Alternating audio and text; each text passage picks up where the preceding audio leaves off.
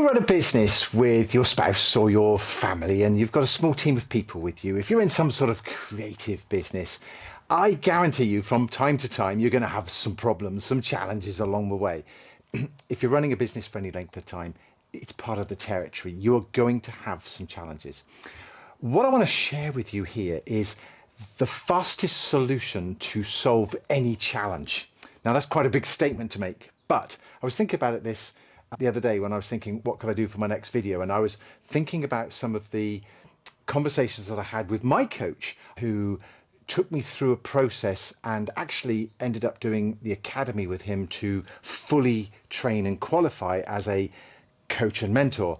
I spent my career working, started back in the 1980s, and in 1991 I started my business as an accounting firm, and I built up a very traditional accounting firm. And along the way I realized my own brain said, this is not right, this isn't working. I didn't want to just do compliance. So today we have a completely different model where we do some compliance for our clients, but it sits at the bottom of the list of things to do from our perspective. We obviously do it correctly, but the focus is on helping our clients make more money and have an easier life. I spend all of my time and energy talking with, communicating with, helping clients make more money and have an easier life. And as a result of it, that naturally led me into a coaching and mentoring career. And I realized that's what I was. And I had been doing that for many, many years. So when I joined my coaching program with my coach, he ran a program and said, hey, why don't we get you qualified? And yeah, let's do it. Let's rubber stamp it. And I learned some things along the way, which was great. And it helped me take all the natural knowledge that I'd learned over, I've been doing this 35 years, and sort of condense it into a framework that I could go, right, I can now really use this to help me help other people faster. That's what it's all about, speed. And so where we sit is, I've drawn this little scribble on the board here on this side of the board, which represents the problems we generally face. And it's interlocking circles, and so you can see how these sometimes all interlock with each other. So for example, you could have business problems. Your business problems might be lack of sales. Classic problem you have, you're starting to run out of money, you know that you need more sales. What often people say to me is they wish they had more consistent sales. And that's great to have consistent sales because it gives you a sort of rhythmic run of your business, because you don't like the feast and famine that sometimes comes. But I sometimes question this, whether it's not a case of having consistent sales, because that's almost impossible to achieve. But maybe what you need to do is charge more so that when you don't have any sales, you have income left over to carry you through. What you want is consistent income. All right. So sales is definitely a thing for every business. Of course it is. Without sales, you have no business. Profit. Most business owners believe that sales is the route to everything. As an accountant, I can tell you it is important, but profit is the number one figure we should be chasing, because profit buys your freedom. So we've got to find that profit. Efficiencies. Efficiencies comes disguised in overwhelm and basically sitting there with too much to do. If you've got a list of tasks in your whatever task list you have, whether it's a sticky note on the corner of your desk or a spreadsheet or a whiteboard or a proper system with all your tasks in, if you're the business owner and you've got too many tasks, you're not the business owner, you're the production team. And whilst there's an element that as business owners with small businesses, we spend one foot in the camp of being business owner and the other foot in the camp of actually doing some of the work and serving our clients. I get that. But what often happens is the business owner spends all of their time in the serving the client bit and then tries to be a business owner in evenings and weekends. Inevitably, something's got to give. So the efficiency is the thing we need to buy back our time to get some efficiencies in the business. So these are problem areas within businesses. And obviously you can take all of that and go deeper onto all of that. Up here, you might have people problem. Some people go, I got all the sales in the world, but my staff are doing my head in.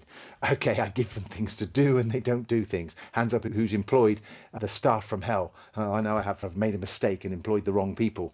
Okay, it's not that they're bad people. People who come to get a job, they don't turn up to be bad people. Somewhere in amongst their world, they're really nice people. It's just that when you join your forces together, it's clashing. It's a bit like dating. It just doesn't work, right? It just doesn't work. So we've got to fix it. But quite often, it's communication that's the problem. It's the communication between our staff and our team. That, funny enough, links back to efficiencies. How do we efficiently communicate to our staff? How do we run our meetings? How do we communicate with them? How do we actually give them their standard operating procedures? Give them clear, concise instructions as to what you expect from them. It's all about expectations in there. So that's people. What about customer suppliers? Who's had a terrible customer, a terrible client? Yeah. Okay. So part of what we help our clients understand is that you're understanding who your ideal client is really important. You will know this if you've done any kind of marketing, your ideal client profile, your ICP. Okay, we call it avatar, we call it Alex and Chris. You know who Alex is, your perfect ideal dream client, and Chris is the client you'd rather take a rusty spoon and dig out your left kidney with and have them on board as a client. But somewhere amongst it, when we know who our ideal client is, why is it that sometimes we find we have the wrong client?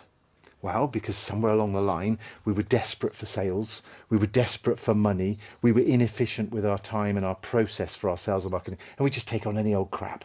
And we end up taking on a client that we know in our heart, probably if we were just to stop for a second and listen to our deep in the back of our mind, we go, I don't know about this client, I don't think I would. Well, how about say no? How about having the guts to say no? All right, oh, but I can't because I need the sales. I get it. But you end up with crap customers and crap suppliers. Let's face it, suppliers can also be crap. So that causes us pain. And then over here, don't forget family and friends, people outside work. There can be pain going on in there. There can be a dispute in the family. There can be a problem with somebody. Or you just got a child who's struggling. One of your children is struggling and you're trying to look after them. It's going to be drawing all your energy into that, right? Then I've got health, we've got diet, exercise and mind. If you're not looking after your diet, if you're not doing some exercise, hey, this machine that we have, that we go about our life called our body, we got to look after it. And then our mind. What goes up here, this 6 inches between our ears, is the driving force. It is our computer, and it is a very, very clever machine that we have that allows us to make decisions and decide on things. And if you're if you're running your own business, you will have millions of things that you think about, and you might find that you're very good at making decisions and you're very fast at making decisions. That's a superpower.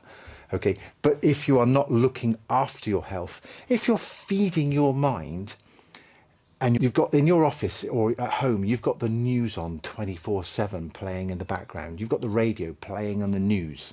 You're reading the newspaper, buying a daily newspaper every day. That's not feeding your mind with good stuff. It's just feeding it with crap. Okay, you are just going to be consuming other people's drama or the negativity of the world. That's what the news is. It sensationalizes things. Sometimes it's not even true, but it feeds our mind. What if you're feeding your mind social media, scrolling on social media, just consuming bollocks? Okay, change it. If you're using social media, you can force your algorithm to give you the stuff you need by searching. Search for the things you want. Keep searching for the things that are good for you. Search for the inspiration. Search for the ideas. And the algorithm will start feeding you that. And as soon as it feeds you slop, tell it you're not interested. Kill it, right? Use your behavior as a signal to say, I don't want that stuff. Okay, so feed your mind with good information, because if your mind isn't right, we then become lethargic and flat and uninspirational, which then affects how we deal with our sales and our customers and how we deal with our staff and our supply. And you can see how all this links together. And if you're not looking after yourself, it's going to have an impact if you're not sleeping properly, if you're not eating and drinking properly. So all of these things are problems, okay? And you may have one of them or you may have all of them, okay? But there are a bunch of problems that we all get from time to time. Then on the other side, our goal is to fix those problems. And we have a process for doing this. I wrote a book on this called Rock Solid Growth. And in Rock Solid Growth, this process is all caught up in there that explains the leap from here to here. In that what good looks like the other side is that you've got your pricing sorted. In other words, the amount you charge for the next quotation you do, the next invoice that you do, is the most expensive in your industry. Why? Because you're charging the most because you are the best. You're world class at what you do. You're the very best in your industry. You're stamping your authority over everything because you're the best. And therefore you must charge the most. Okay? You have to. Because the buyer behavior will question, if you're supposed to be the best, why are you so cheap? If you went down to the fancy car garage or the marina, and suddenly you found that the super yacht in the marina was bargain basement, this one you can have for just £10,000, and you're looking at it going, surely this is many millions. What the hell's wrong with it? You'd question it. It wouldn't be right, okay? And that premium pricing is an art in and of itself, and you've only got to look around the world to see how some industries and some businesses are just built on that concept. Well, it's available to you as well. We've got to sort our pricing out. But that also means we've got to be good. If we're going to be world class, our quality level's got to be high. We've got to be good. And we've also got to understand, or the client has got to understand, that the value that they see of what you bring to the table is of high value. Now, value and quality are sort of similar in a sense, but the way I look at it is quality is what you believe it is. You think you're the best, and value is what you're giving to the client in terms of them. It isn't necessarily quality, because what often happens with our clients is they don't necessarily buy what you do. What they buy solves their problem, and it's that value to them that solves their problem, isn't necessarily what you do. But of course we see it as what we do because that's our career and that's our industry, but we've got to remind ourselves that sometimes it's what the customer is looking for, what the value is. So that's why that's there. It's important, right? So price is there. Systems, financial systems, you've got to get your money right, you've got to get your budgeting, your forecast, your accounting and all that sort of stuff. You've got to know your numbers. Business systems, I've put there SOPs, your procedures, your standard operating procedures. It helps your efficiency over here. It helps communication. Have you got good communication? Have you got good data around the necessary information to help you run your business? Sales and marketing. The goal with sales and marketing is to have a repeatable, reliable system. Something that you go, do you know what? When I do this marketing exercise, I know I can get new clients. And it's like a wheel. It turns, and if you want a few more clients, you just turn it a little bit faster, and if you're really busy, you can just slow it down a little bit, but it still turns because it's repeatable and reliable. And what often happens is we get sucked in through the stuff that goes into our head over here, and we're all trying to do 700 different forms of marketing and different campaigns and trying this and trying that, and not actually analyzing the data properly to see what's working and what's not, which means our efficiency's all over. It's absorbing all of our time. It's frustrating because maybe you've got suppliers who are helping you with your marketing, and it's just frustrating. Well, actually, we just need to slow it all down, pick one thing that's working and do that. Okay, actually focus on something and get it to work really well, and then get another thing to work really well, rather than trying to do 700 things at a time. Okay, we want results. That's what we want. And then over here, positioning, and this is what leads me into the gap. Positioning. We've got the outward projection. How do you portray yourself to the outside world? How do you present yourself? And I don't necessarily mean just in the way you dress, although sometimes that can matter in whatever organisation you are, but how you present yourself in yourself. When you shake somebody by the hand, are you confident? Do you stand with a confident stance? Do you smile? Do you present yourself? Do you walk into a room and go, hi, morning, and you walk around with confidence? Or are you a little bit of a wallflower and you're like, oh, I'm not quite sure, and scared and the rest of it? And it's okay to be scared. But we have to have an outward projection as to who we are, to show and demonstrate that we are the quality service that we represent. You've got to represent yourself, okay? So outward projection, rules and boundaries. Rules and boundaries is a simple one. What are the rules and boundaries of your business? Because if you've got rules and boundaries, it's a bit like with children. You just need a few rules and boundaries so that, one, people don't hurt themselves, and two, you have a happy existence together. Okay, if children kick off and start having tantrums and start kicking and throwing and doing things that don't fit with your values, it's like, okay, let's have a little sit down. Let's have a little time out at the moment. Sit on the step. Let's have a conversation and explain. We need to have some rules and boundaries as a family to operate properly. Otherwise, it's hell. right? And everybody suffers. So you need that rules and boundaries of your business, the sort of things that you need to follow all of the time. And then we turn to this one, your thinking. This one here is your thinking. What is going on in your mind? And you can see that your thinking obviously ties back to this mindset over here. Because what goes into our mind and how we think about ourselves, the self-talk, the little chitter-chatter, and there's lots of conversations that go on in your mind. There's the conversation you can hear right now. That chap, don't know whether I like him. You might be saying that, or this is making sense, I'm learning something here, or get to the point. I don't know what's going on in your mind. But then there's also the little voice that you don't really hear. But if you were to stop for a minute and then question, what is it you're thinking? What is it you're saying? What is it your belief levels? Do you believe that you're wealthy? Do you believe that you're successful? Do you believe you're the best in your industry? Do you believe you're confident and calm? If you don't, that voice is the thing that's stopping you from believing that. It's helping with belief level. So when we turn into this gap here, this is where we bring in the conversations that are going on. And this is an outward conversation. All I'm going to do is going to cover something very simple here. This is a who, how dilemma. Okay? If we focus on how do I fix this over here? How do I fix my staff? How do I fix my customer? How do I fix my family member? How do I solve this problem? How do I diet? How do I look after my exercise? How do I do all this? The how question suggests to our mind, we've got to solve the problem. And if you don't know how to solve the problem, all your mind says is, well, I don't know. Or, well, let's try this, and then you fail. Well, let's try that, and you fail. And then, how do I do that? I don't know. Every time I've tried, I've failed. How do I do that? Well, I've been failing at this for years. How do I do that? I've never been able to solve this. Do you see how the language that follows the word how can often actually be that little self-talk? That's why I wanted to bring you around to this self-talk over here. Because the self-talk and your positioning, your outward projection, your self-talk and rules and boundaries completely help you manage your pricing and your systems and your profitability and your finances and your quality and make you world class and just change everything.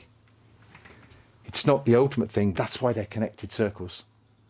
And so when we say, how do I do this?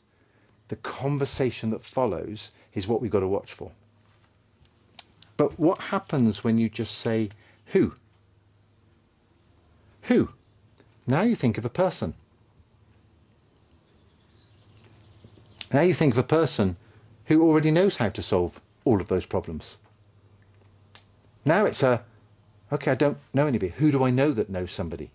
Who can I speak to who might be able to link me to somebody who could solve this problem?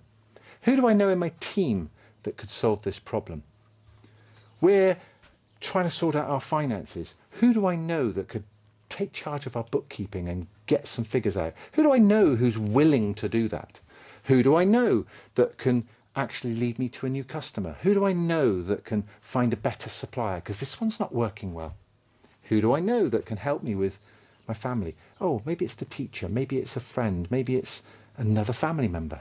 Who do I know? Who do I know that can fix this diet? Plenty of dietitians out there, plenty of PTs out there who can help me with exercise. Who do I know? Well, somebody might say, go to this gym, go to that gym, let's go do it together. Who can I do this with? Okay, the who question changes everything about how you then go about and solve that problem. And I hope in some way I've just given you perhaps a tiny little clue and a tiny little tool you can use. Treat it like a tool. That when you've got problems, and any one of these problems that are going on in your business, and you'll have them today, and then you'll be okay for a little while, and then 6 months' time you'll have a problem. You'll have these problems, and ultimately you want to be making more money and having an easier life. You want to be happy, all right? This bit here in the middle is your goals. We want you to achieve your goals. Happiness, wealth, all the trappings, all the toys, all the things that you do. Well, Trust me, we've been doing this for a long, long time. This is the thing. If we get these right, you get to achieve your goals and dreams because you set the pace, you set how this works, you build in all the things. Now, some people arrive and everything in here is broken. In the book, we take all of these 9 things around the outside and the goals in the middle to make 10, and we score you at 10 out of 10 for each one. And each one of these will identify which is the lowest score. So if your finances are your lowest score, let's go and work on that really quickly. Fix that. Because if you fix that, it will also have an impact on some of the other things. More importantly, sometimes if you fix your finances, it has an impact on your thinking. So now you start believing, which means you increase your quality, which means you believe your price can go up, which means your sales. Do you know, you can see how this is beginning to work. Okay, and we do this by closing the gap between what the problem is and where you believe you should be or where you want to be. You don't have to believe it at this point, but that gap that we have can sometimes simply be dealt with a who not how question. Who can help me rather than how? I hope that helps. If you've got any comments, leave it in the comments below. Otherwise, tune into another video. I'm in a groove now. I'm doing lots of these videos. I'm going to continue putting these videos out on my channel. Leave your comments, see how I can help. Otherwise, if you want to work with us, you know where to find us. All in the details. See you soon.